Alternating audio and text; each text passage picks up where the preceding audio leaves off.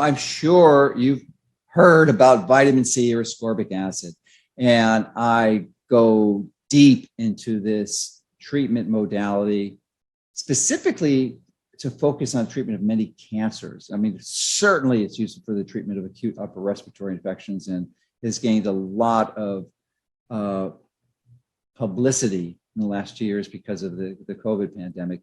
But I'm going to talk with Dr. Nathan Goodyear, and he has a cancer clinic in Arizona, and he uses this routinely. And there's a lot of surprising information here. We really go into the details of why it's so useful and how you could expect it, and really how it works so effectively, especially, here's the key: if you have cancer yourself, or if you know someone or love someone who has it, the absolute foundational key is you need to see someone like Dr. Goodyear who can use these types of treatments like intravenous vitamin C at high doses before, and here's the key, before you get chemotherapy.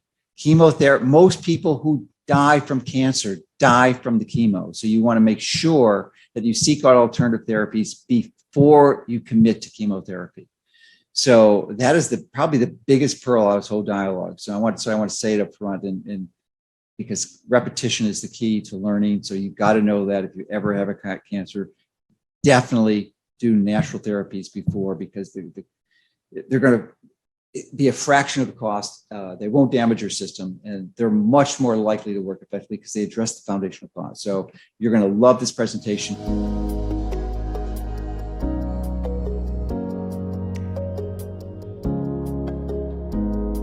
The conventional approach is to, they follow this strategy of destroy to heal.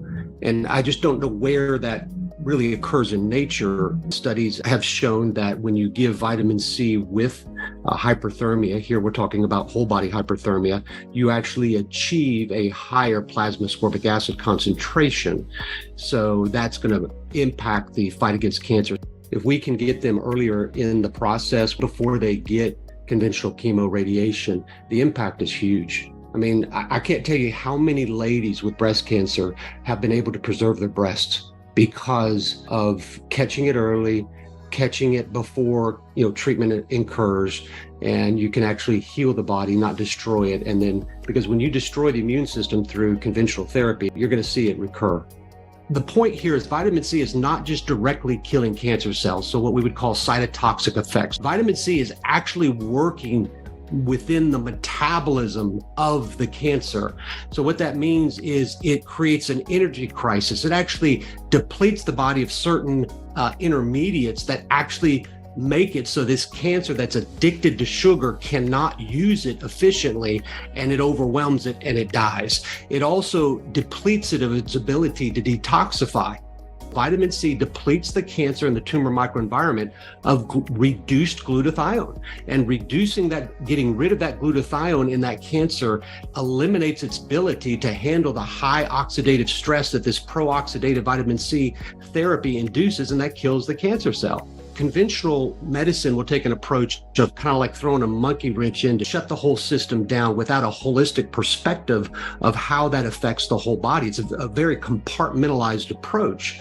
But a holistic approach says, here's a therapy, and it's like a pebble in a calm pool in the morning. It just ripples throughout the physiology of the body. So that's the beauty of natural therapies. Welcome, everyone. Dr. Mercola, helping you take control of your health. And today we're going to have a discussion about vitamin C, otherwise sometimes referred to as ascorbic acid.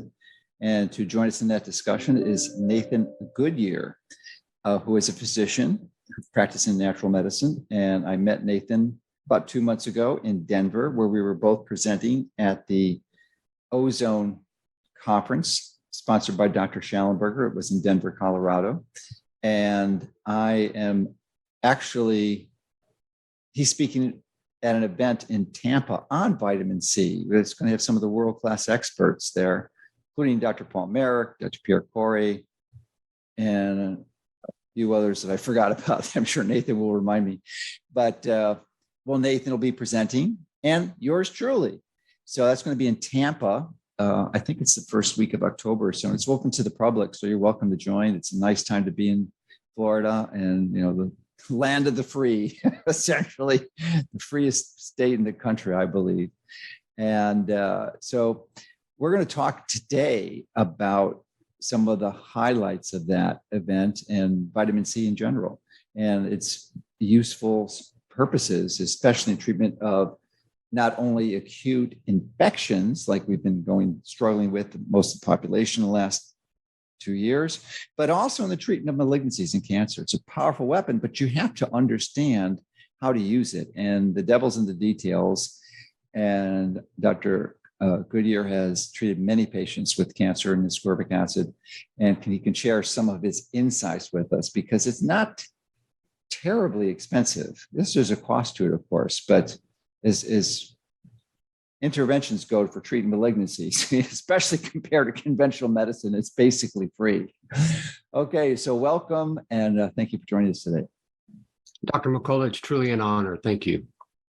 All right, so probably best to start by giving people an idea of your background and how you got into working or using vitamin C primarily parenterally or intravenously as an adjunct in your therapies. Yeah, great. I think the history always tells us a lot about where we come from and about where we're going.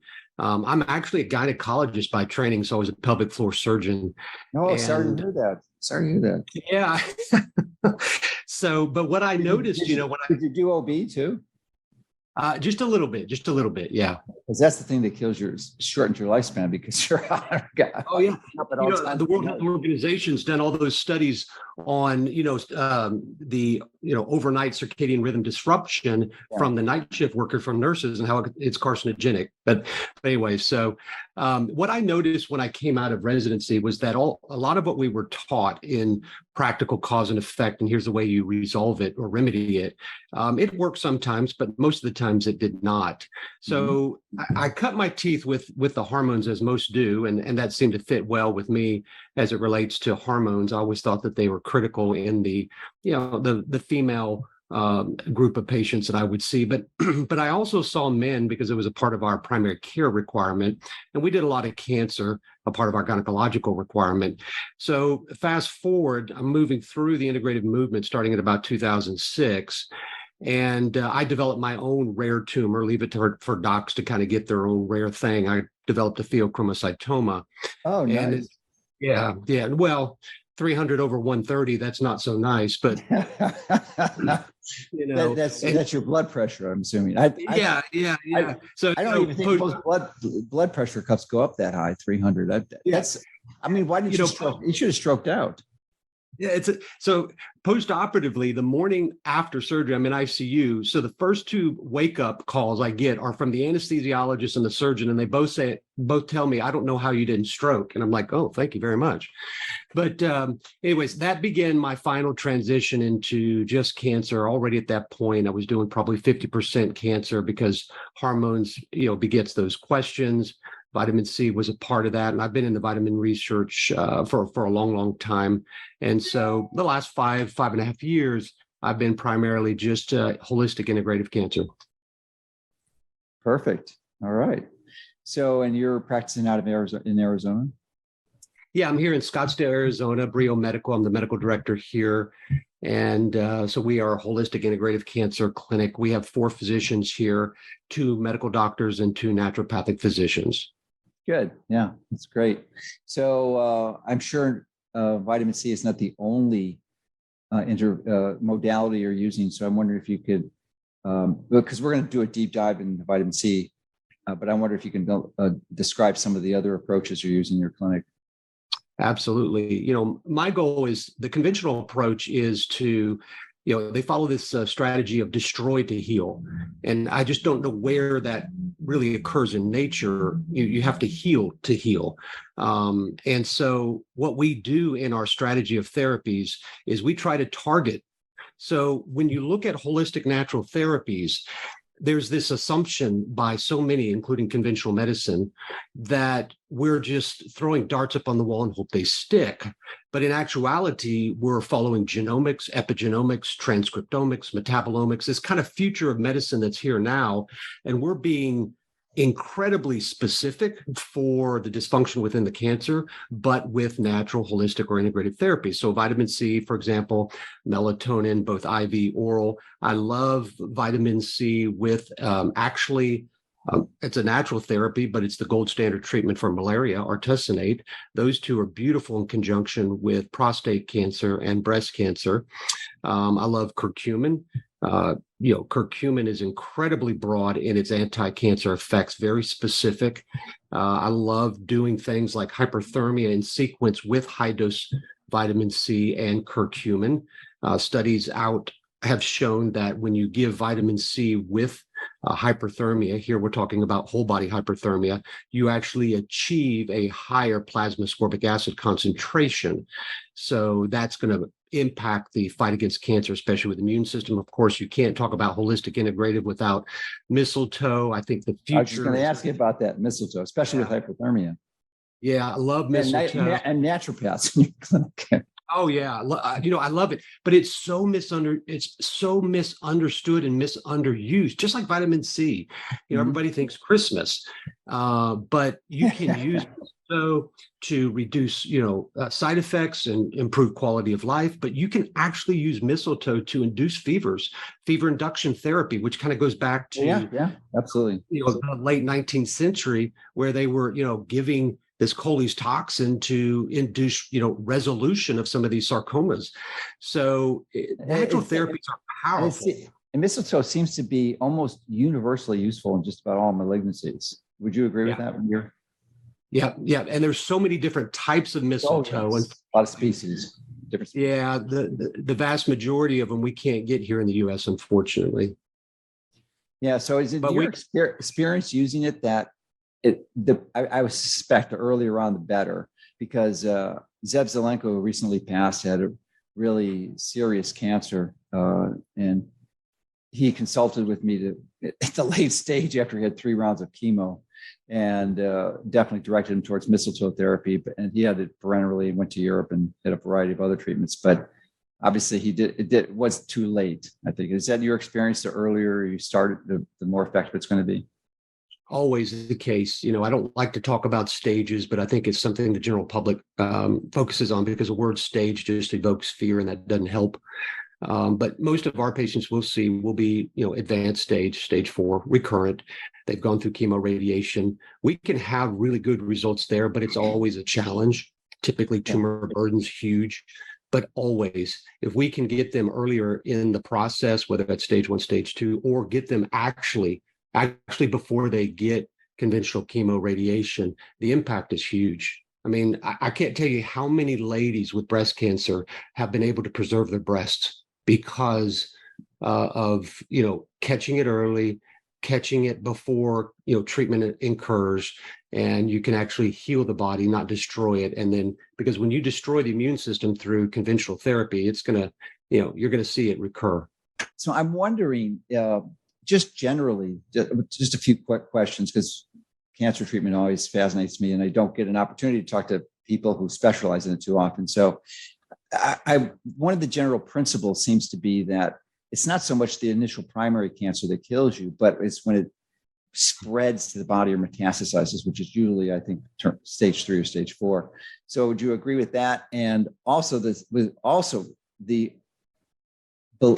my understanding is that what kills most people from cancer today in the United States is not the cancer, but conventional medicine's treatment of the cancer. Yeah, no, the literature is very clear on that, especially in the last 5 to 10 years, that 90% of morbidity and mortality associated with cancer is when it spreads. So when it metastasizes. And thankfully, we have a pretty good understanding of how this process is occurring. So let's look at chemotherapy, maximum tolerated chemotherapy. The literature is very clear on this and is repeatedly, and not only repeatedly show this, but it shows the mechanisms and how it does it. This maximum tolerated chemotherapy actually induces the mechanisms to spread the cancer. So they've actually looked at it in breast cancer and found that maximum tolerated chemotherapy will reduce the primary tumor, but yet at the same time, it will spread. So it increases the spreading, or the time at which it's spread, or the amount at which it's spread? Absolutely. And so thus that leads to 90% of morbidity and mortality associated with cancer. So the very treatment we're using in conventional oncology to treat the tumor is actually resulting in 90% of morbidity and mortality associated with cancer. I mean, we're cutting off our nose to spite our face in just the mildest form. Well, we are being the conventional medical paradigm, not you and I. No. Most people watching this for sure. But that's the standard thought. You know, a lot of people that come to us, they're so surprised. They're like, why didn't I know about this? Why didn't I know that surgery can cause receding and it can cause metastasis? Why didn't I know radiation can cause metastasis? Why didn't I know this? Or even biopsies too. Oh, definitively. Yeah, absolutely. Yeah. So you got to be really careful of that. So would you say it's true also that it's mostly, I mean, it's number 2 cause of death, and is it your understanding that the majority of people who are dying from cancer die from the treatment, not the cancer itself? I would agree with that. And when you actually look at the prospective urban and rural epidemiologic study called the PEER study, they looked at high income, middle income, and low income countries. And what they found is that the high income countries do worse. What's that? They got to do worse. Cancer is the number 1 cause of adult mortality. Period. And in fact, in the US, according to data, interestingly enough, I can't find any since 2013 updating, but 23 states, cancer is the number 1 cause of mortality in adults in the US. Alaska was the first state where it became that in 1993. So almost 30 years ago.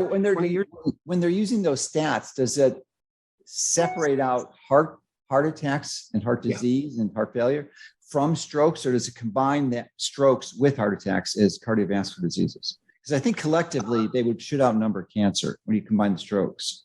Yeah, I think they're looking at primary heart, cardiac. I don't think they're cardiac. Okay, so but stroke, a heart disease and brain disease are, I mean, to me they're almost identical pathophysiology. They're just different target organs. So if you combine them, cardiovascular is probably going to number 1 and remain number 1. But if you separate them out, your cancer is going to be heart disease, not too. And it is in many states, as you mentioned. So yeah.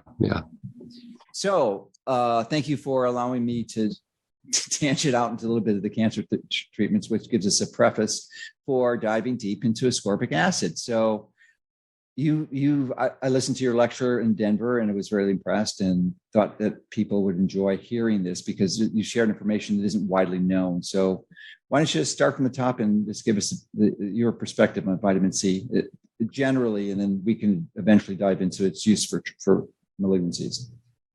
Yeah. So I think you have to take a little history, journey, because where we are today over the last roughly 50 years or so is based out of a narrative that was set back in the early 1980s, late 1970s, when Ewan Cameron and Linus Pauling came out and did their 2 studies where they did 10 grams IV vitamin C for just 10 days and then followed it with oral. And they found significant benefit in their 2 trials of terminal cancer patients. Then Rochester Mayo studies came on board in 1978 and 1985, and they repeated the same study design, but they made I don't know if it was a calculated mistake or just an error. They only used oral vitamin C, 10 grams, same dose, but they didn't do any of the IV. So then they came out and they said, well, we found no benefit. And we even repeated it in 1985 and found no benefit. And then a great debate and battle occurred between Ewan Cameron and one of the lead authors of that study. But of course, with Mayo behind it, they won. So that has set the narrative for the last 50 years that vitamin C doesn't work. And in fact, it still permeates conventional cancer. What were they using it for in those studies? Was it for cancer?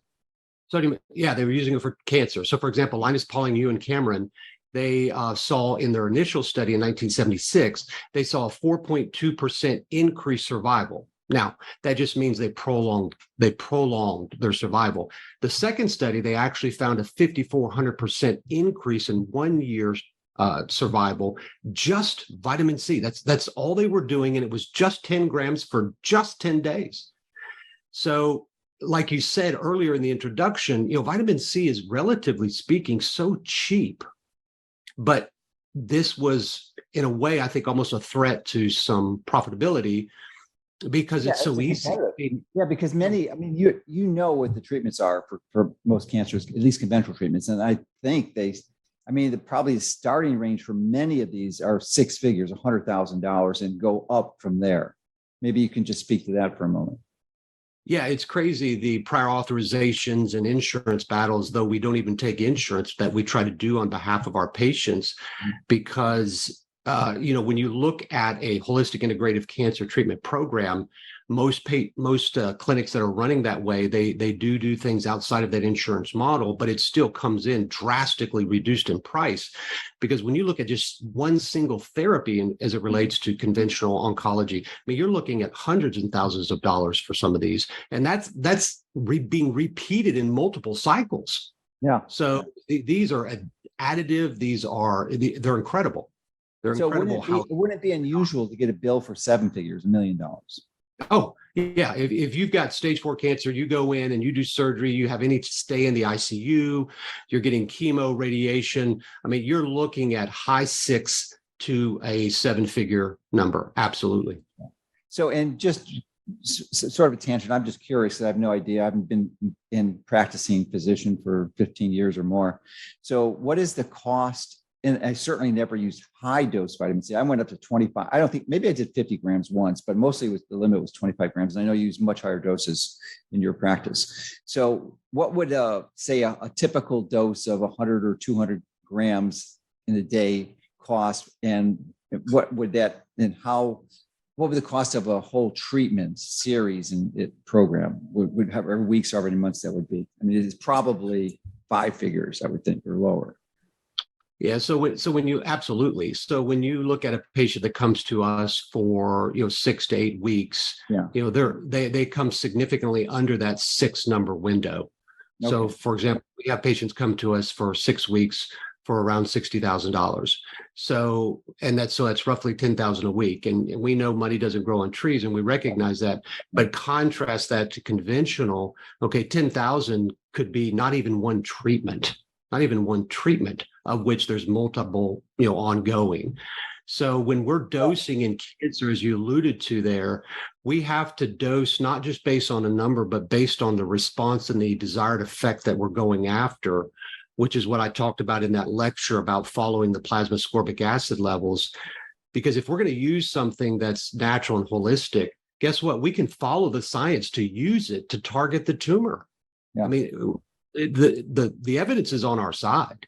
We don't need to run from it. We actually just need to push it out in front and follow it. Yeah. So why don't you go back to the point where I started interrupting you with these questions. So you had mentioned that for the last 50 years, Cameron and Pauling's results were discredited by some improperly done trials. And I guess that's where we left off. Yeah. So basically that set the narrative for the last 50 years, but then things started to change. Around the year 2000, not sure exactly what happened there, but there was a conventional oncologist that started to do some research on vitamin C, Dr. Chen, and it started to publish on the effects, the pharmacokinetics, the pharmacodynamics. So kind of this bench research, this pharmacology understanding of how vitamin C was working. And lo and behold, he started to see the benefit. He started to publish on it. There was still always pushback. And then we go into the 2010s, and you actually started to see, academic universities, University of Iowa and others kind of bring this on board and affirm what he was seeing. And now, even in the last couple years, even pre-COVID, you actually started to see, and this worries me, as I mentioned in that lecture, that the literature is actually starting to refer to vitamin C as a drug. In my opinion, when they ever start to refer to a natural therapy as a drug, it's because they want to now regulate it as such. But especially in the last 2 years, 3 years with COVID, vitamin C just kind of really, came into everybody's consciousness because of the, studies being used in the relationship to sepsis back in 2017 with Paul Merrick, and now in COVID, sepsis and everything involved there. See, I was going to discuss this later, but since you brought it up, I think this is a good point to interject it. So I somewhat agree with that characterization of vitamin C but I firmly believe it's a natural biological molecule, not a micro down in my mind. But I like to refer to it as a pharmacomimetic.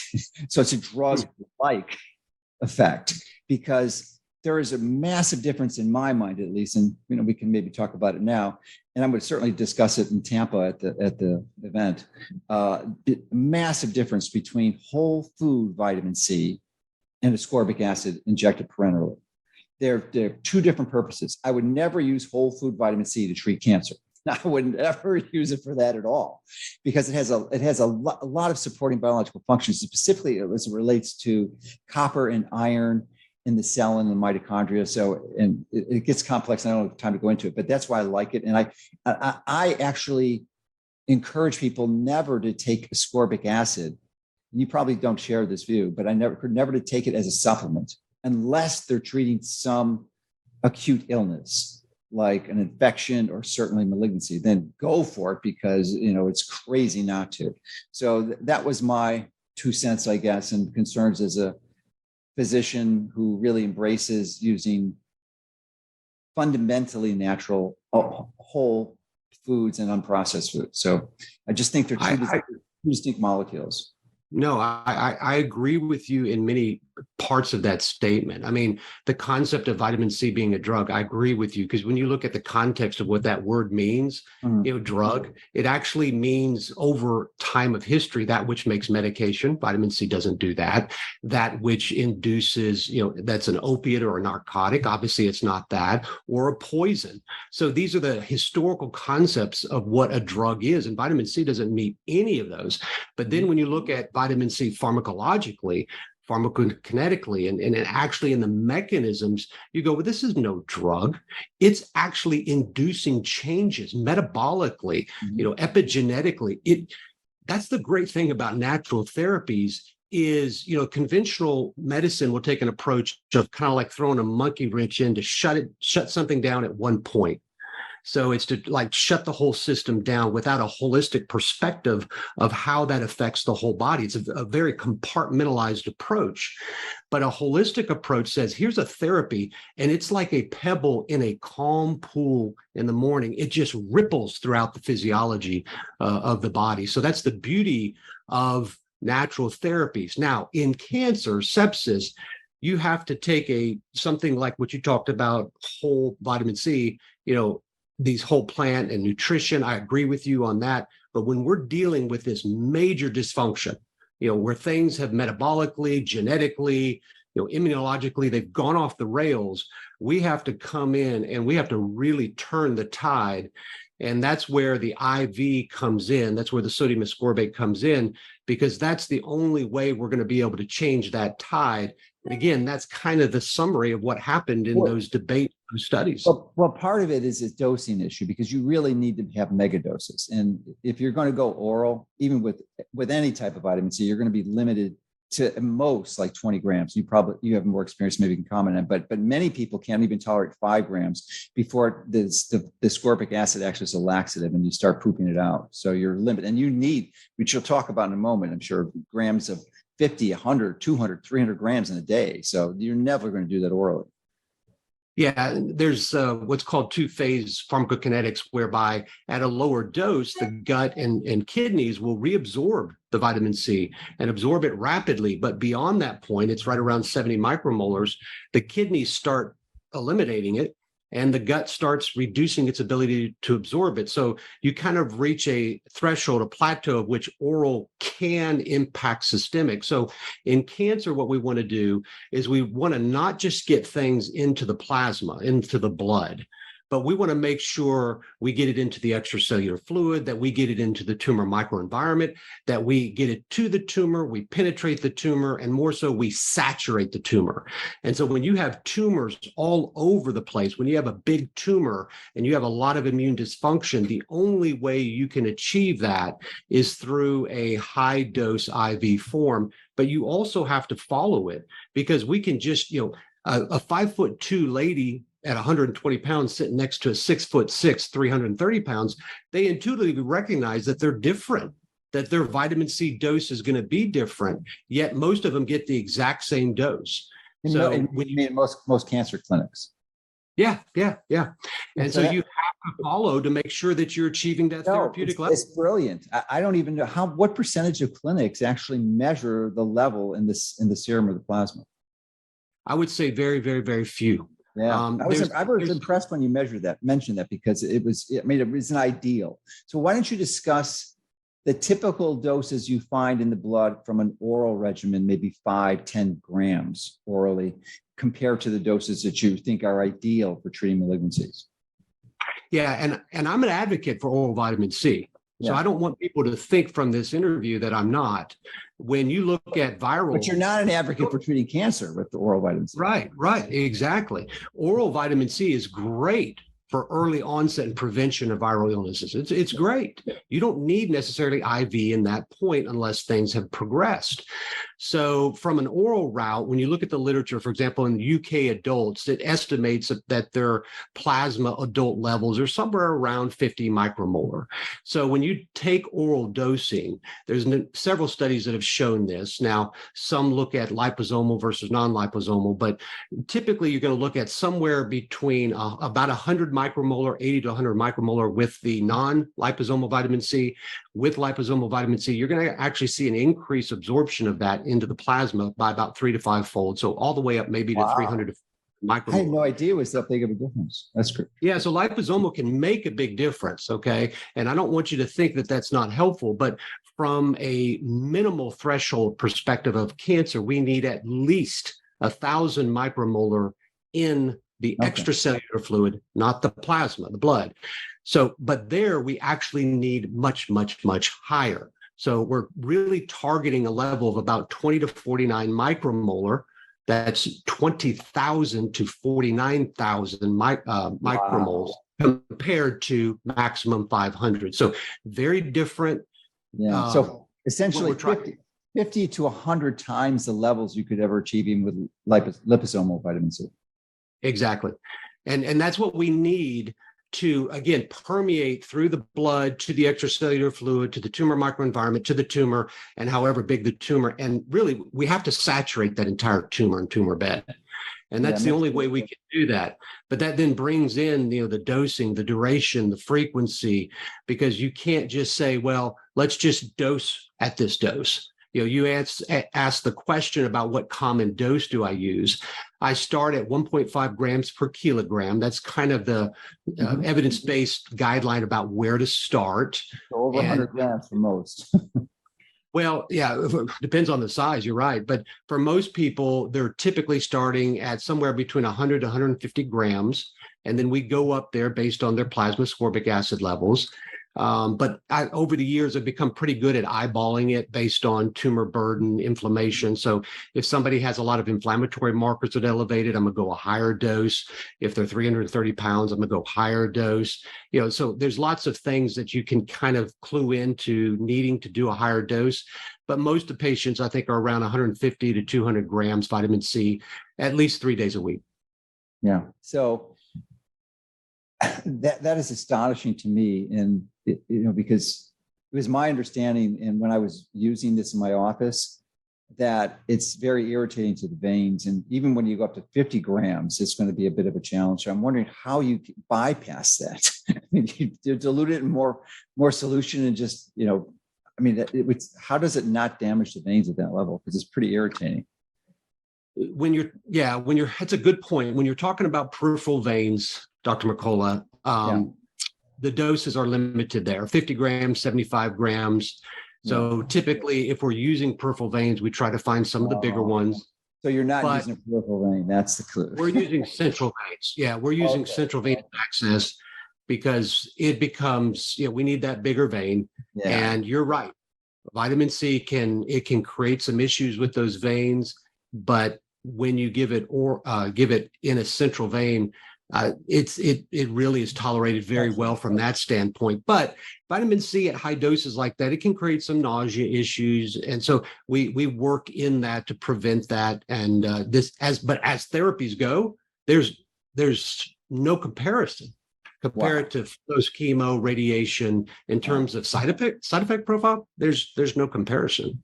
Now, the last time I had experience with a central line was I was in residency, and that was 40 years ago. So what type, just curious, what type of catheter you use? Is it a 12 gauge, 14, 10? I have no idea. Well, we have the picks and ports put in outside, so I'm not sure exactly what size they're using there, but we use pick peripherally, not sure what size, and then the ports. Okay. All right. So that was interesting. Now that we have that basis, I think explain why this works or should work, and the science behind it, because this isn't some type of random, this is a good idea, let's try it. I mean, there's science behind this, strong science. Yeah, that's the great thing. We have science on our side. Yeah. The real science, not the Fauci science, not the Fauci Absolutely. Absolutely. I mean, it's all right there. It's like people run from it. I was like, no, push it out there. Let the science speak for itself. We're just following the science, which is what real science does, right? We follow the science. We don't create a predetermined outcome and then gear the science to get us there. But anyways, so vitamin C here, its effects are really widespread.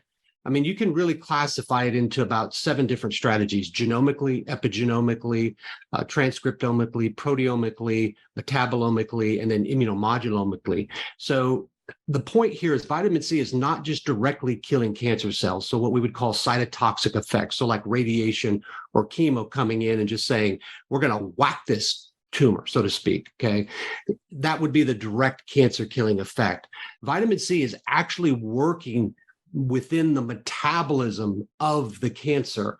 So what that means is it creates an energy crisis. It actually depletes the body of certain intermediates that actually make it so this cancer that's addicted to sugar cannot use it efficiently, and it overwhelms it and it dies. It also depletes it of its ability to detoxify. These are not just broad terms. I'm sure you talk a lot about detoxification and they're broad term, but these are very specific, measurable pathways that we can follow. So for example, vitamin C depletes the cancer and the tumor microenvironment of reduced glutathione, and getting rid of that glutathione in that cancer eliminates its ability to handle the high oxidative stress that this pro-oxidative vitamin C therapy induces, and that kills the cancer cell. The other thing it does is it really disrupts how cancer can make energy. And it's fascinating because everybody looks at this and they go, well, how will this affect my healthy cells? I think this is the paradigm changer of vitamin C. The environment, as much as the dose, as much as the delivery, as much as the saturation, the environment encountered by that vitamin C is as much about what dictates that result as the dose itself. So you can induce a pro-oxidative effect, a detoxification crisis, an energy crisis in cancer cells, and healthy cells, they're fine. Yeah, so that's, I suspect, a confusing comment for many people, because when they hear vitamin C or ascorbic acid, they're thinking an antioxidant. But at the doses you're using, it's a pro-oxidant. So why don't you go through the science of that, and the metabolite of hydrogen peroxide kicks in and does most of the damage? Yeah, great point. So everybody's familiar with the buffer system related to acid and base, so that pH balance. And so many people talk about that as it relates to cancer. And when you look at reduction, oxidation, that's really just the flow of electrons. It's a buffer system, very similar to that acid-base balance. So in the oral doses, even in a lower dose, in an environment that allows it, vitamin C is antioxidative. And there's plenty of benefits of that. That's why it's so helpful in viral, bacterial. It's countering that cytotoxic burst that vitamin C it's donating electrons. Absolutely. It's donating the electrons. Neutralize that and oxidation. it becomes oxidized. Yep. Yeah. It donates it to that and helps to buffer and turn that off. And that's the benefit why vitamin C in lower doses, but given IV and orally, can help people in that COVID, sepsis, that COVID cytokine storm. But in the higher doses of vitamin C, again, dictated by the environment, instead of donating an electron, it becomes pro-oxidative. It's very different in that it's delivering, the oxidative stress to the tumor, deplete and creating it through hydroxyl free radicals, hydrogen peroxide, superoxide anions. Vitamin C is probably in the pro-oxidative effect more delivering hydrogen peroxide than it is the vitamin C or its double oxidized metabolite, ascorbate radical. So hydrogen peroxide, it is appearing more recently, is more of the intended effect. So if we want to use the vernacular of conventional medicine, they would say, well, vitamin C is the prodrug and hydrogen peroxide is the drug. Okay. But, this is not a drug, but a lot of people, I think, will understand that concept. Which is why I'm such a big fan of nebulized hydrogen peroxide and have been for a long time. Sadly, it hasn't really caught on, even within the natural medicine community. There's a fair number of people who understand about it and use it, but it's relatively small. I mean, it has not caught on like ivermectin or hydroxychloroquine or some of these other therapies. And I think it's probably far superior. And it's simple, inexpensive, and virtually no side effects, none, zero. Even ivermectin, I'm a fan of it, appropriately used, no question, but it has side effects, and it is not as, in my view, not as effective consistently as nebulized peroxide. And certainly you can go intravenous. Schallenberg was the guy that started, and that's how we derived it from, because he was given parenteral hydrogen peroxide and say, let me try this in nebulized form. He is the guy that figured it out in the 90s. Yeah, we do nebulize vitamin C as well. For example, we have a gentleman here right now with esophageal cancer, and he can't really open his mouth very well, and he has lots of secretions, and he can't swallow. He's getting all of his nutrition through a feeding tube, and he's gotten significant improvement in that mucus production, the ability to talk, just simply by doing vitamin C nebulizing twice a day. No, I agree with you. I think it's for us, where patients have upper respiratory, pulmonary metastasis, and those kind of, we have them all nebulized, all of them. I agree with you wholeheartedly. So I wanted to comment on your statement that cancer cells are addicted to sugar. And I think that's not quite an accurate metaphor. And I'm sure you would agree. So, but it tends to convey the concept. But the more accurate version is that they're unable to utilize, to essentially use glucose and generate the fuel through the mitochondria. They have to bypass it through something called the Warburg effect. And essentially, when they break down glucose to a 3-sugar molecule, pyruvate, there is a molecule that's in the cytosol of the cytoplasm of the cell, and it has to get into the mitochondria. Well, I'm not sure exactly how, but it appears the mechanism is pyruvate dehydrogenase kinase, PDK, impairs the transfer of pyruvate into the mitochondria. So you can't generate glucose essentially. So it has to rely on glucose as the only way to generate its energy. It just can't use any of the methods. It's the Warburg effect. Well, it was interesting because last week I interviewed Russell Reiter, who I'm sure you're familiar with. He's the sort of the godfather of melatonin, been doing this for 60 years. He wrote his first paper in 1964. And we had a discussion on melatonin for cancer. And I think you mentioned in the intro that you were using it too. So it seems that is I've never really understood it, or certainly never used it, but it seems ridiculously foolish to not integrate that into the program, because it will actually help address this Warburg effect that the cancer cells utilize and use it against them with the right dose of melatonin. So I'm wondering if you would agree with that, and what the dosing of the melatonin you're using, if it's IV, probably I suspect you're using an IV. Well, we're using it both IV and oral route. Okay. So, and we too follow the melatonin levels to ensure we're Oh, obtaining those. wow. Really? Oh my gosh. I didn't even know you could do that. Now, Well, do you find that there's some, the dose changes or the levels change based on the time of day? Because theoretically, we're going to make most of our melatonin at night. And when I discuss with writers, says ideally wake up at midnight and you draw your blood and measure your melatonin levels because that's when it's supposed to be the highest. So do you find the circadian diurnal variation to be a challenge when you're trying to nail what the level is? not at the high doses. When we dose like that, so we'll measure 4 times during the day, Dr. Mercola, Okay. with the melatonin levels. And so when we see all of those levels maxed out, that's where that's where I stick with the dosing. And I also try to dose there based on the weight, but there's less literature to guide us there than there is like on the vitamin C front. But I agree with your statement. So we use vitamin C both IV and orally for all of our patients, and we use it in conjunction and in sequence with other therapies. We use it like, at the beginning of hyperthermia, I give IV melatonin. We also use medical cannabis there, but then I also add in IV vitamin C during their hyperthermia, where we're heating them up to 104, 105 degrees. Do you have a unit Fahrenheit. in your office? Hyperthermia unit in your office? Mm-hmm, mm-hmm. Wow, that's great. So that people don't have to go to Mexico or Europe.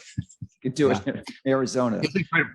There's no better therapy for bone metastasis, in my opinion. I actually had a question one time from a patient. They said, if you had to go to a desert island, what 3 therapies would you take? And I was like, now there's an interesting question. Yeah, it is a good one. It's a really good one. Hyperthermia. I mean, it's one of them. And vitamin C. Wait. What was the question targeted for? Just general health or targeting cancer? Targeting cancer. Yeah, targeting cancer. What I've seen the combination of IV vitamin C with hyperthermia do in bone metastasis is really shocking, because when you have people go, well, how do you monitor this? Good question. When you have a PET CT scan or a bone scan coming in pre-treatment that shows bone metastasis, you have tumor markers, you have other metabolite markers, alkaline phosphatase, all these things that you can follow at the beginning. They're elevated. Then you go through treatment, and I'll never forget, I got a phone call from the radiology department one time. He said, the doc wants to talk to you. I said, sure. That's unusual, but okay. So then he goes, well, did you send me the right patient? Did you order the right name? I said, why are you asking these questions? He said, because the bone mets, which were littered throughout the spine, they're gone. I said, what do you mean they're gone? He said, they're healed. He said, there's no metabolic activity. They look like old fractures that have healed. And he said, do you have any clinical correlation to back this up? I said, oh, yeah. This patient came in a wheelchair. She couldn't walk. Now she's walking. So you can see dramatic effects like that when you use these holistic, integrative natural therapies in combination and follow the science. And I agree with you too about what you said about sugar.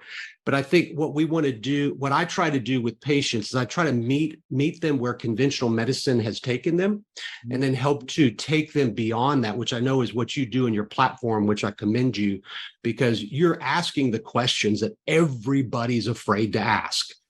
And that challenges the status quo, but that's more of what medicine needs today, is to challenge the status quo to give answers, because medicine has lost its way from being a patient advocate to being an advocate for everything else but the patient. But what happens with the Otto Warburg effect is all of these metabolic changes where the high metabolic demand can't be met by the nutrient supply, the blood supply. So it starts to deviate, starts to turn, and it starts to do what it can do. And so it sacrifices efficiency for speed metabolically. And as you mentioned, the pyruvate dehydrogenase kinase, vitamin C comes in here and drops that. It inhibits that enzyme. I didn't know that. That's good. Research, and it upregulates pyruvate dehydrogenase. So as you correctly mentioned, it is forcing cancer to use glucose in a way that freaks it out and it can't handle it. Yeah. Self-destruct mode. Absolutely. It's beautiful. It's like if this was a drug, it would be in every clinic, every office, every hospital, and they'd charge a fortune for it. Oh, yeah. But it's 100%. So I want to get back to the patient you described who had no bone mets as per the CT or PET CT scan. So I was listening to a podcast just a week or two ago with Peter Attia, and he was interviewing a research scientist that had developed liquid biopsy. And in their discussion, they tangented off to the limits of metastasis detection with radiology. And I think it was like a millimeter. It can't really identify tissues that are less than a millimeter. And I did the calculation, I forget, but I was like maybe 10 billion cells. I mean, so it was relatively crude. So clearly the patient improved from what you described, but there still may have been some mets that were less than the threshold of detection based on the CT scan. Oh, absolutely. What I tell patients is our goal is for you to achieve a no evidence of disease. What that means is laboratory wise, clinically, radiologically, we can't see anything, but by no means does that mean the work is done. And so, for example, the liquid biopsy, as you reference, another helpful tool to help us to work when we can't see it. That's where you want to be. You want to be where we're working where we can't see the tumor. But it also is the hardest part because you can't see what you're working on, but you know it's there. And just so people know, it's still an emerging technology. It's certainly not in the final stages because there's so many technological barriers to it. It's, if you listen to Peter Attia's discussion with I was really fascinated with, because it seems like it's a great concept, but the science isn't there yet. Technology is not there.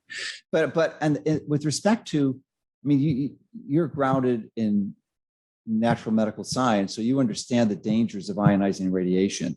And CT scans are pretty darn high. And in my view, you never want to do them unless you have no choice. And certainly following a malignancy, that would be one of the indications. But I've never ordered one, never had one done, a PET CT scan. But I understand that the levels of ionizing radiation are even higher in a PET CT scan. Is that true? They are higher. This patient came in with a prior PET CT scan, so I'd rather not use them. But again, we're trying to figure out, what are we dealing with? There's an indication for it. But the reason I tangented that, because I think it's a useful tool, and people, we need to hear something 3, 4, 5, 6, 7 times before it finally kicks in. I've mentioned this many times in the past, but I want to remind people that when you're engaging in these diagnostic interventions, there's a serious risk. I talk about the dangers of EMF, which is non-ionizing radiation, and it's a fraction of what is being induced by these diagnostic techniques. And it doesn't mean you don't use them, but from my perspective, you engage with them in a very strategic way that is essentially optimizing your body's ability to produce the defense mechanism against it. One of the ways you can do it is just go in there fasting. I had a good friend of mine who manages a project for me in Central America, and right before he was starting the project, he got diagnosed with melanoma in the eye, and they were going to take his eye out, and decided no. We went down to the University of Miami, and they had this interesting strategy where they put a radio implant in his eyelid for like 5 days. So, and they had incredible, like 99% success rate with that. So they didn't have to remove his eye. But what we did in that case, which is pretty similar, probably even more radiation you get in a CT scan, is he fasted for the entire time for 2 days, like 5 days before. So he went in there fasting, water fasting for 5 or 7 days. And then he was taking high dose ketone esters like 100 grams a day he was taking. So because ketones at high levels, they will radically upregulate NADPH, which is like the most unbelievable protective process you have in your body to just destroy this oxidative stress. So I just wanted to mention that. So you can use fasting and liquid, or not liquid, but ketone esters to increase your ketones to address that excess ionizing radiation when you need to do a diagnostic intervention electively. Yeah. And so when we have a patient that has had, we need that imaging because we need to see where it is, what's it involved with, how to target our therapy, because we want to be as specific and detailed as possible in our treatments. We will, in that instance, if we order a CT or a PET CT scan, because most cases they've had that done before, and we want to compare apples to apples, not apples to kumquats. And so to be able to assess the progression of the tumor, we will give them lower dose IV vitamin C pre-treatment, pre-imaging and post-imaging to, as you correctly said, that would work too. Yeah. To try to counter that effect. So what type of dosing do you use pre, and what's the timing for the ascorbic acid? Is it like 6 hours before, an hour? Yeah, do it at least 6 hours before, about 6 to 12 hours before in that window. So at 25 grams is what we typically do. So there, I don't typically dose based on weight. I'll just do a 25-gram pre, and then we'll do that actually 2 to 3 days before as well. And then we'll do it afterwards as well. And again, there's good literature. 2 to 3 days before the ionizing radiation? Yeah. And there's actually levels stay up that much. That is peculiar. It doesn't seem that would work. Help me understand how it works. Well, when you look at the literature as it relates to cancer, septic, critically ill, and surgery patients, we know they're all low. We know they're all low on plasma ascorbic acid, and we know their immune system is low. So what we want to do is come in and pre-treat them for a couple of days with just a good 25 grams. And what that does is it just helps to boost their levels. Okay. Then we give that final dose roughly between that 6 to 12 hour window so that gives them that boost right before. Then we follow typically within 12 hours with 25, and we then move from that standpoint and progress up to higher doses. Did you ever integrate that with the ketone esters and ketosis? I used to. That's a good point with the ketone esters. I think that is a great metabolic point. I think it well with fasting. That's the beauty of collaboration. I had the ester part and you had the vitamin C part, and together there was a powerful synergy. So use them both. Oh yeah. And that's how you. Most people don't have a port though attached, but 25 grams you can use it just to. Peripherally that's fine. That's fine. But that's the beauty of and how you have to approach cancer. And whatever approach, it has to be approached in a multimodal way. You can't just think, hey, one could, but it's not going to work. It won't happen. We kind of tangented off some really interesting discussions, but I want to circle back to the melatonin dosing that you're using, because I'm really curious. And then what you found clinically, because there's so few. You're one of the few clinicians in the whole country that are probably not only using melatonin parenterally, but measuring the levels. So what type do you start with, and what is your serum level that you're shooting for, and what are the typical doses you found that seem to work? Yeah, so we'll start off with IV as I'm giving it orally, so 10 to 20 milligrams IV, and that's to give them a shot to their system as we're dosing them on oral. So I start off at 60 milligrams as I'm dosing them IV, and then we add and we go up and titrate that on typically under 180 pounds. This is just my anecdotal observation. There's no science to support it, but under 180 pounds, I stop at about 180 on milligrams on the dose. Above that, I'll go up. If somebody's over 250, I'll dose them up to 300 milligrams. And again, melatonin IV in one dose? No, that's oral. That's oral. So I'm using IV in the first 2 weeks to help me get those levels up as quick as I can as I'm titrating the oral dose up. Okay. Oh, and is that every day you're giving that dose? Yeah. See, because this might be an important fine tune, because I wasn't aware, but it makes perfect sense when you understand the chronobiology of it. But ideally, your blood levels are supposed to peak at around midnight, right? So with that in mind, if you're going to do the oral dose, you want to take the highest dose like right before bed, maybe 45 minutes before and then right before bed. And then the other doses, if you're going to do it 3 times a day, would be maybe 10 a.m. and then 4 p.m. because you really want to keep it away from solar noon, because otherwise you're going to stress the chronobiology. Because it is responsible for your circadian rhythm. It's melatonin, so you don't want to mess that up. And I agree with you. So when patients go home, we do work more towards a more appropriate circadian rhythm of the delivery of melatonin. But when patients come to us, so many of them, like I said, are in that advanced stage. We have to really take these natural therapies and really work to turn the tide. So in that acute setting, in the long-term setting with you, I completely agree, Dr. Mercola. But in that acute setting, we have to really use these therapies in combination and sequence together to really turn the tide. But how often are you dosing it? 3 times a day? 4 times? Oh, with the oral or IV? No, oral. Okay. Yeah. With the oral, I actually have them dosing it typically just one time a day at about 8 p.m., about an hour before bedtime. All right. So you're doing it already. You're doing it right before bed. So yeah, you got it. Yeah, that's perfect. You wouldn't want to do it like as soon as they wake up. That would not be good. Oh, no. Yeah. Yeah. So good. You're already doing it. The 300 milligrams. If you found that there's some concern in the medical community that high dose melatonin, that's pretty much anything over 10 milligrams, actually chelates out heavy metals, and you have to add binders to prevent any side effects from that. Has that been your experience? I have not seen that experience. I wouldn't say I've aggressively looked at that either. Okay. Now, when I follow the melatonin levels, I'm following them via send out lab test, not a conventional blood test. It's a blood urine. So that's the best tool I find to really assess, because I like to assess it at, multiple times during the day and night to make sure melatonin levels are, in that acute stage, all in a, therapeutic range. But yeah, I've not looked at that. That's a good question, a good thought. When you look at vitamin C, it's a weak chelator as well. So I think the same question could be applied to it as you could to the question you asked about melatonin.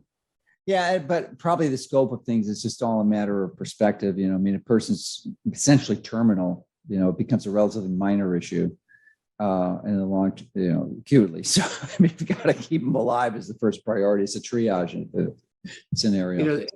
That's a great thing about vitamin C, because we're sitting here talking about chelation. Vitamin C is not a one-trick pony. Yeah, of course.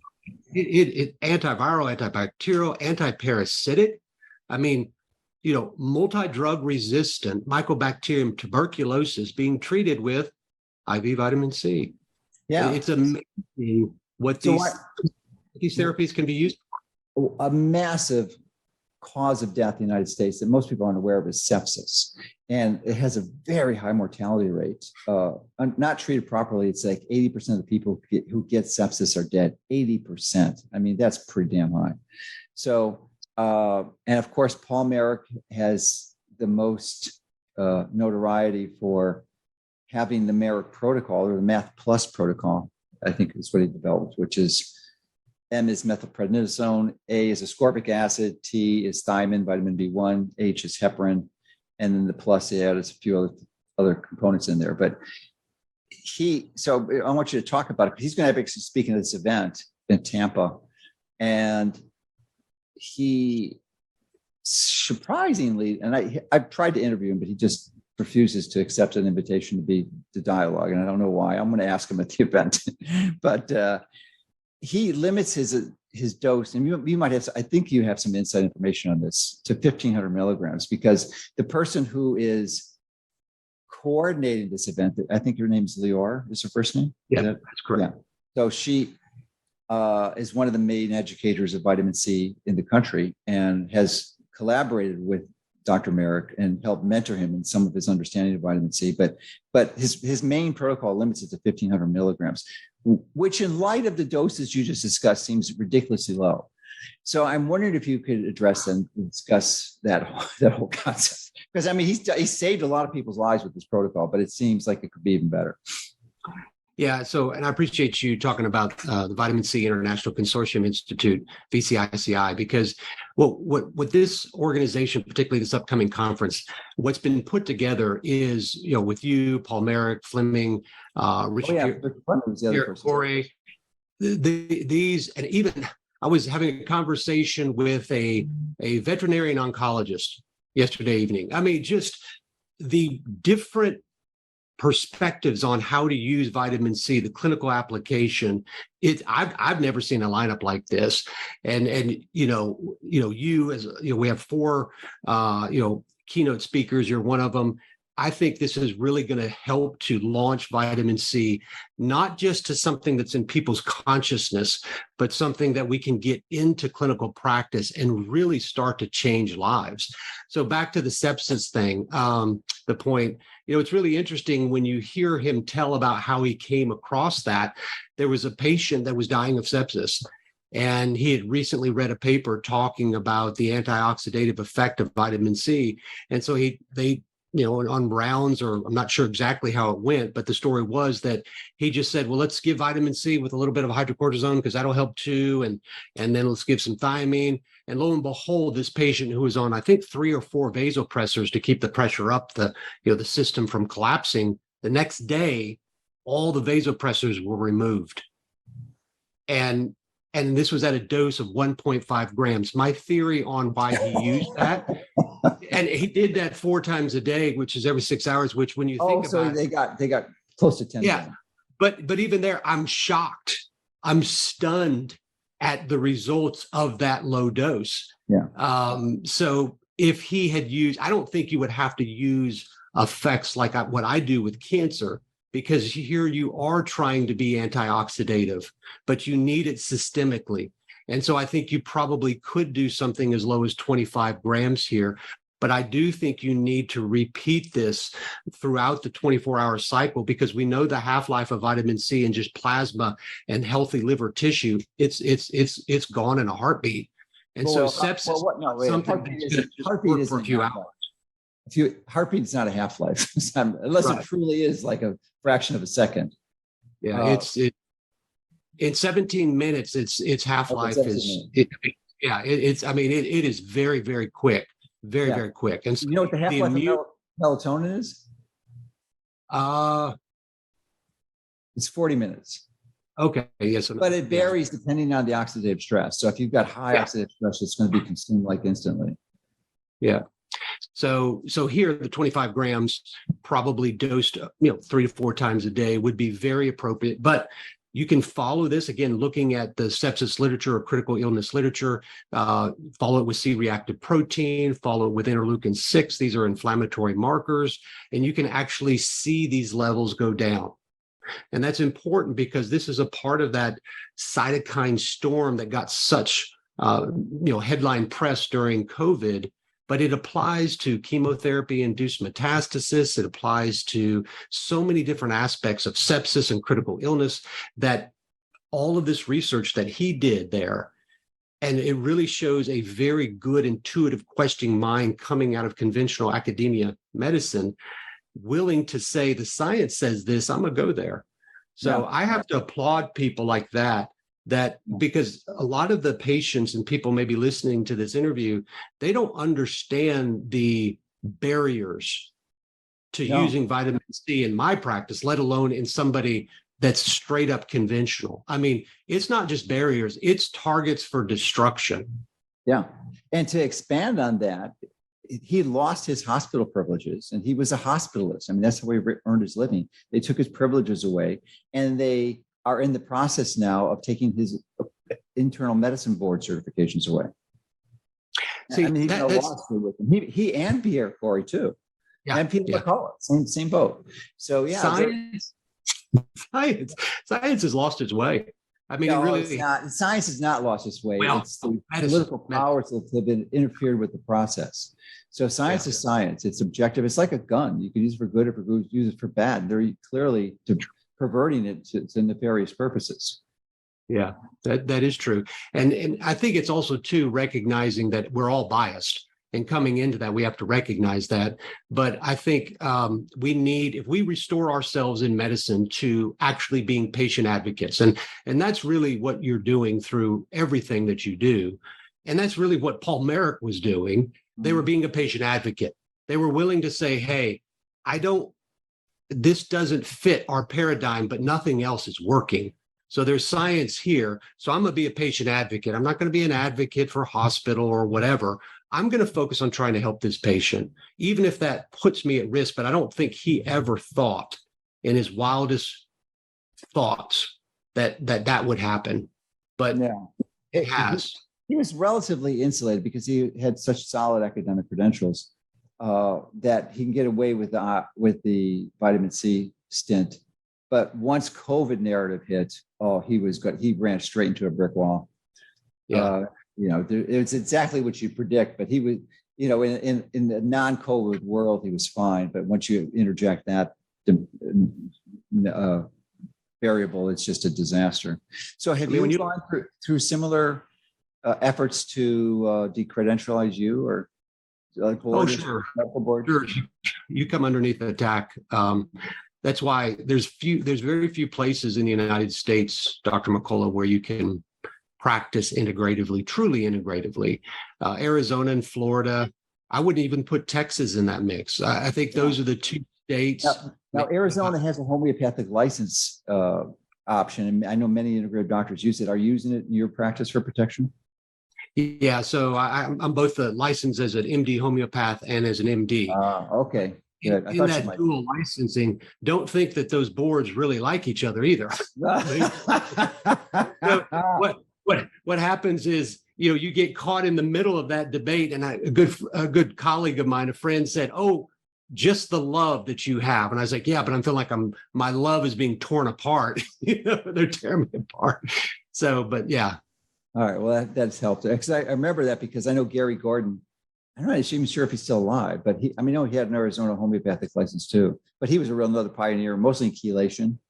Yeah. EDTA is what he was known for. Maybe, do you know Gary or know of him? I don't. Okay. Yeah, he was been around a long time. He may have passed. I just don't know. I haven't seen him for a while.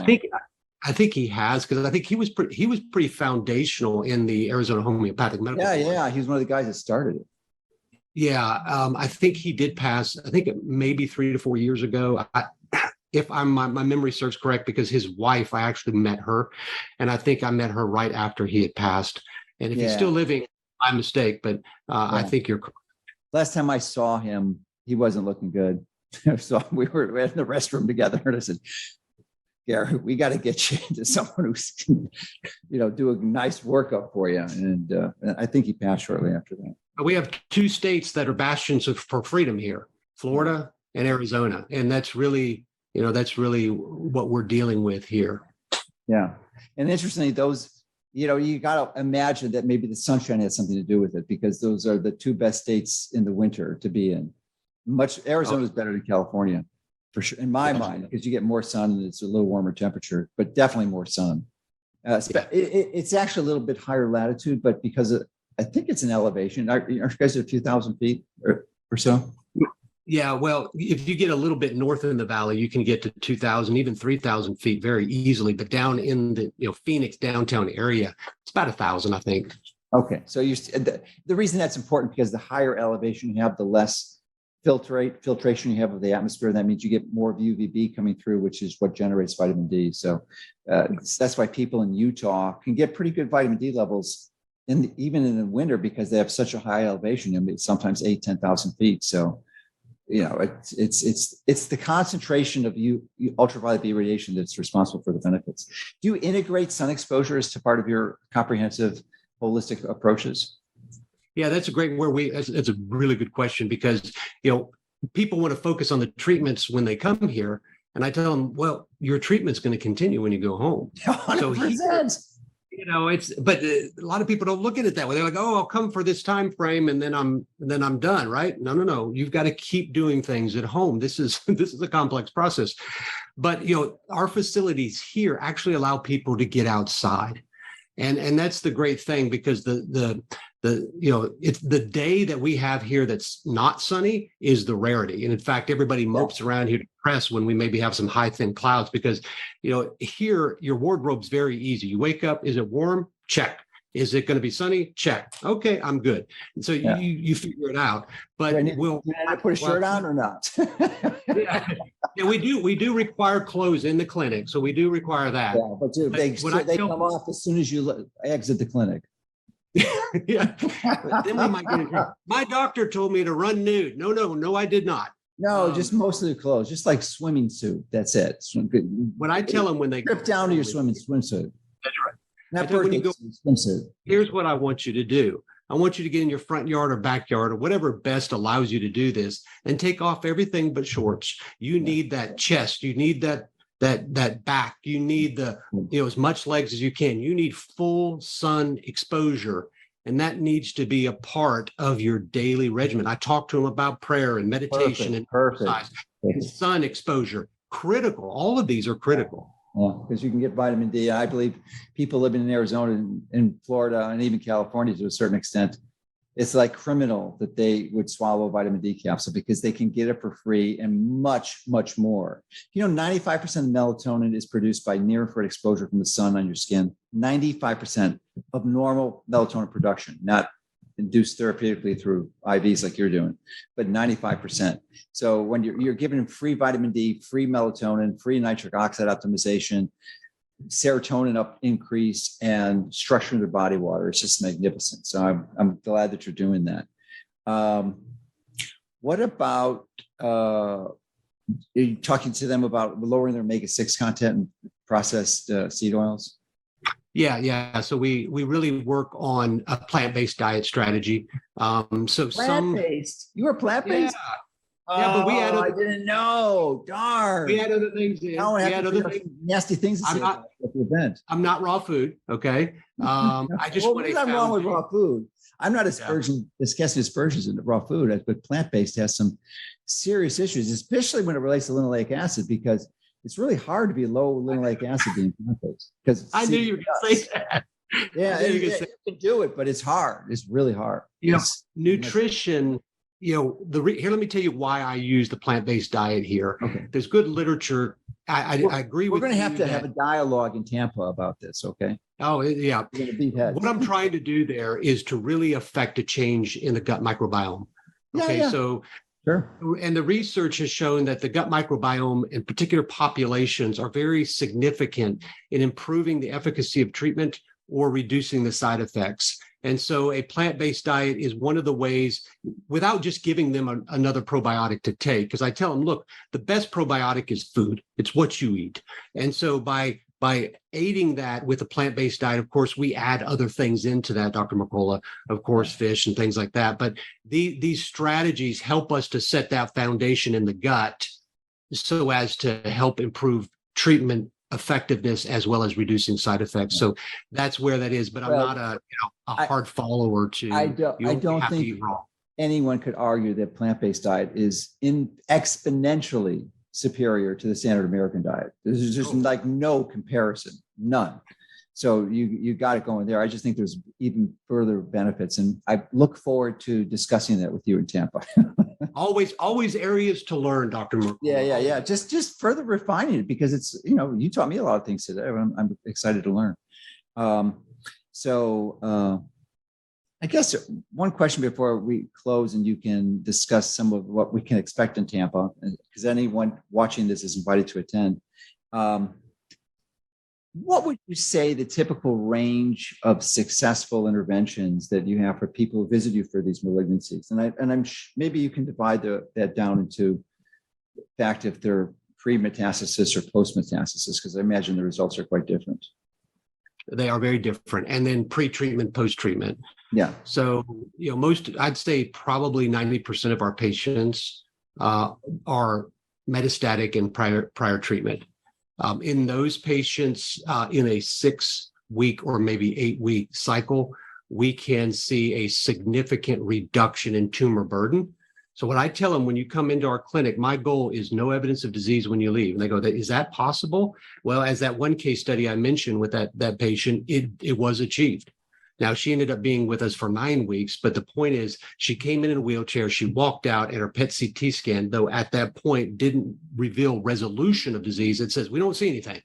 Yeah. And her tumor markers had done good. So in those situations, we're looking for, our goal is that no evidence of disease, but we're going to typically see in most of our patients, well over 50%, a significant reduction in that tumor burden while they're here with us.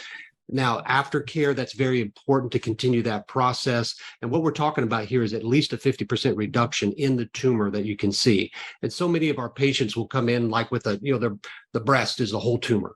Okay. Their spine lights up like a Christmas tree. So it's not like we have a patient coming in and they have a small little nodule. Okay.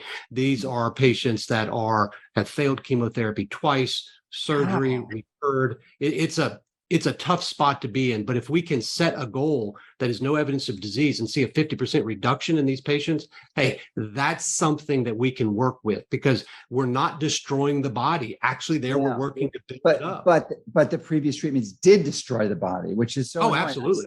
I had Absolutely. no idea. I was shocked. I almost fell over when you said that the vast majority, was in the 90% of the people come in have had previous ruining their immune Oh, yeah. system with chemotherapy.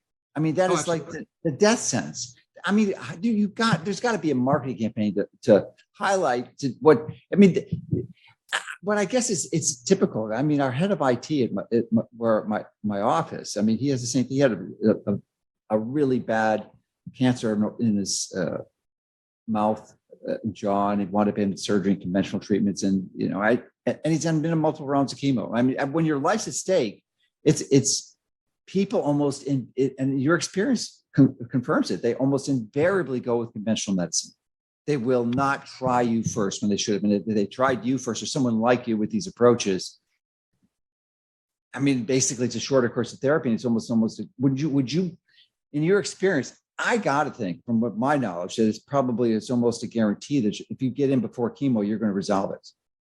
Oh, yeah. So there's another patient came in. She had bilateral breast cancer, was told she needed a bilateral mastectomy, bilateral radiation with chemo, and then lymph node dissection. So, I mean, that was going to be a brutal 6 to 12 months of treatments.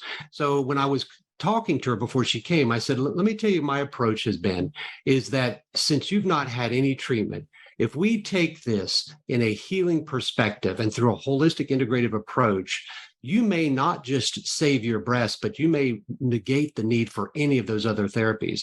And in fact, now she's over 2 years out. All right. Cancer-free, no breast removed, no lymph nodes removed. Wow. Okay. So here is a person that was headed down that road that I think we would both agree would be life-changing in a negative way. And yet we hit the pause button, took a chance. She took a chance to think. She took a chance to read. And then she said, you know what? I want a different approach. We approached it with a holistic-based integrative approach, but by the evidence, many of the therapies we've discussed. And now, she has both breasts and she's living. She even had COVID and did great. So yeah, well, you exactly predict that. If she was she could have passed from COVID had she gone with the other route because due to the immune impairments. So your goal, I mean, that's a great story. Thank you for sharing that. And it would seem to me that your goal should be to increase those stories exponentially, like put 2 zeros after it. It's like, you've got to, because it is beyond tragic that everyone comes to you after their immune system has been decimated. Right? And their likelihood of getting a result like the one you just described is radically decreased. I mean, it's the best they can do at that point, but boy, it was self-sabotage. You don't want to say it's easy because, when you're dealing with cancer, I mean, cancer. I know, but it is when the immune system is not destroyed. Yeah. Okay. Things work so much better. Yeah. I mean, full dose chemo destroys the immune system. There's just no other ways. Last thing you want to do. Interestingly, the way I live my life, Nathan, is like I treat myself like I have stage 4 cancer. With respect to all my interventions, I'm assuming I have a terminal disease, and I do. It's called life, right? You're going to die anyway. But I throw everything I know how to optimize health. I treat myself like a professional athlete, like I'm training for the centenarian Olympics, as Peter Tia would refer to. So, and that's a good thing. I mean, you retain your vitality, and basically living a life of someone 20 or 30 years younger than me. So, it really works. So, but you're thinking. Go ahead. It's a strategy I encourage people to consider. Just assume, don't wait until you come down with a damn diagnosis. Assume you got the worst and start treating it now. Yeah, we as a culture here in the United States treat our cars more proactively and preventatively than we do our own bodies. It's like, well, let's focus on early detection. Well, there's nothing wrong with that. That's true. But you can make a good argument against early detection. Many of these. Oh, yeah. We need to be on prevention. We need to be prevention. Oh yeah, don't get me started there. But prevention. I mean, goodness gracious, you don't want to wait till something like cancer becomes detectable. You don't want to wait till you have a heart attack. You've lost 50% of your heart function. You do not want to do you don't want to wait till you've had a stroke and now you can't speak. You have, facial aphasia. You have all these issues. You don't want to do that. You want to proactively prevent that from happening, because once it goes off the rails, it's hard to get that train back on track. Yeah, for sure. So at the event that we were at in Denver, he wasn't a speaker there, but he's well known for his views on vitamin C and iron, is Robert Thompson. And I think he wrote the vitamin C lie, or no, the calcium lie is what the book he wrote. Yeah, calcium.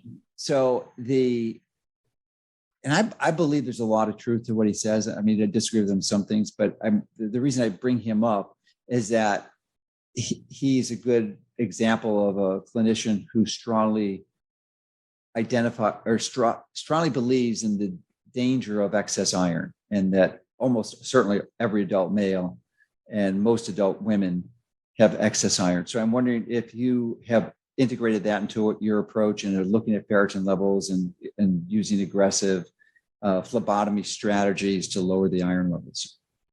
Again, I think you have to answer that question. Dr. Thompson, I've read a lot of his writings over the years. Got to meet him for the first time there, so it didn't disappoint. We had a good time. He's a great guy. We kind of come from similar backgrounds, so there was some camaraderie there. That's right. He's a guy in college too, isn't he? Yeah. So we had some good conversations. I really enjoyed my time with him. So when I presented at the lecture there at Denver, I think, present something that he took issue with. And all I was doing there is I was presenting some evidence. Again, when you look at this concept, I think what he says about iron and ferritin as it relates whole, preventatively, is true. But when we're talking about cancer, we're talking about an environment that the literature is really saying this environment is unique within the context of the body. So we have all these different environments going on at the same time. In cancer, the vitamin C effects will actually increase the pooling of iron in the tumor. Now, that may not sound good, because if you're increasing the pool of iron in a healthy cell, that is actually very bad.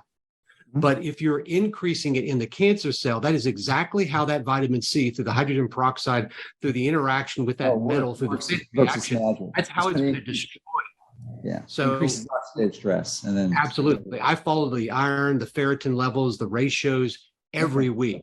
And I've been actually having to train the staff to understand, we're actually looking at the metabolic effects of what vitamin C is doing. It's interesting. I never knew that vitamin C works synergistically to lower, actually to increase iron levels where you need it in the malignant cells and draw it out of storage, which is great. You'll actually see it in the short term, Dr. Mercola. You'll see levels go up. Now, they won't go astronomically, but say if somebody came in with a ferritin of 1,000, I wouldn't put them, I'd keep their vitamin C levels under control. I'd be bringing that down before we implemented that. But what you'll see if somebody comes in with a ferritin or iron that is maybe just above normal or just a little bit on the high side of normal, you'll see those levels actually go up. And the research points to that. And then what happens is you start to get ahead of that tumor, and that tumor burden starts to shrink. You'll see that ferritin and iron actually drop. Wow. So those are the subtle cues that I'll see in following those labs through. So what happens to those killed malignant cells? How are they removed from the body? Through apoptosis and recycled, or are they sloughed off? They go in the intestine? I mean, I guess it depends on the origin and the tissue, but how do they typically disappear? How are they removed? Yeah, the correct answer is probably yes, all the above. I mean, when you look at iron, its use in cancer, it's not just apoptosis, it's more specific, called iron, ferroptosis. There's autophagy. So if you can get the immune system to target the cancer, by the way, vitamin C helps a lot of these therapies that conventional medicine use work better. And so you can get the immune system to do its job. You can get the body to clean it up. So from apoptosis to ferroptosis to autophagy, and then also getting the body just, breaking it down and eliminating it renally and through the gut and making sure it's not reabsorbed in the gut. So all of these are going to be strategies that have to be employed by the body to clean it up and clear it out. All right. Well, yeah, is there any, I think we're close to the end. Are there any items on vitamin C or ascorbic acid that you'd like to mention that we haven't already discussed? I think just in closing, I think what you're going to see in the future of vitamin C is it's going to be used in conjunction with surgery, preoperatively, postoperatively. I think the evidence is very clear on the benefit it will have there, irregardless of cancer. I think you're going to see vitamin C very, very soon become a significant adjunct in the field of radiology oncology in conventional medicine. There's actually research that shows using them in very close sequence to each other by an hour, you actually augment the pro-oxidative effect. Again, not just helping people holistically, but trying to bridge this concept of natural medicine to bring conventional into the understanding of what we're doing. And then also it's going to be used more in conjunction from a conventional standpoint with chemotherapy. So you're going to see conventional medicine move to use vitamin C, but we've been using vitamin C all along, and you can do so very much successfully without using those other therapies if you want to. Okay. There is one question I neglected to ask you, especially at the high doses you're using. Normally, if you're going to use vitamin C intravenously, the recommendation is to check that the person doesn't have G6PD deficiency. That's glucose 6-phosphate dehydrogenase, which is actually responsible for generating NADPH, which helps neutralize some of the oxidative stress. And if you don't have that pathway working, it's generally recommended that you don't get that. So I'm wondering, is that something you check for? And if you have you ever found anyone that has it? Yeah. That's really interesting because that's a metabolic marker. Yeah. And it's a coupling mechanism between the pentose phosphate pathway and glycolysis. Mm-hmm. And so this G6PD is, you're correct, is recycling the electron to NADP. NADPH. And so, NADPH. So it's bringing that back in. So in cancer cells, there's literature that's suggesting that in that environment, G6PD is actually upregulated in cancer. So I do G6PD testing on all my patients. Okay. Initially, and then we do it halfway through. I cannot find any literature to support this, but my observation has been as they go through treatment, that G6PD goes down into the normal range. Wow. More often than not, it's elevated. But when I reassess that, we see that G6PD come down into the normal range. So I don't use it just in terms of monitoring who's at risk for hemolysis. I recommend that. I know there are those out there that advocate not to, but I also use it as a metabolic marker of cancer because that is one of the mechanisms of what vitamin C is disrupting. I have seen 2 patients over the years that were G6PD positive. Both of them were Northern European descent. So they didn't fit the classic, epidemiology background of where they should be at risk. So that's why I test everything. So they had positive SNPs for G6PD, but were their G6PD pathway level markers elevated because of the cancer? No, these patients weren't cancer I'm talking about. The 2 patients I've actually had low G6PD, they didn't have cancer. This was before I was full-time dealing with cancer. It was probably 10 years ago. One of them actually started to develop anemia that we just couldn't get, through nutrition and other supplements. We couldn't get it to recover. So I just let me repeat a G6PD and it was low. I was like, holy cow, what happened here? It's a bad genetic disease. It's some ways it's almost as bad as type 1 diabetes. I mean, there's a cure for type 1 diabetes. It's not really a good one. It keeps you alive, but it's just a bad draw of the cards, But in cancer, G6PD more often than not is going to be, high normal or elevated. All right. So in closing, why don't you tell people how they can find you? Yeah. So I'm the medical director here at Brio-Medical in Scottsdale, Arizona. So you can check out our website at brio-medical.com. All right. Well, thank you, Nathan. Appreciate all you're doing. And I will look forward to dialoguing with you in person in a few weeks.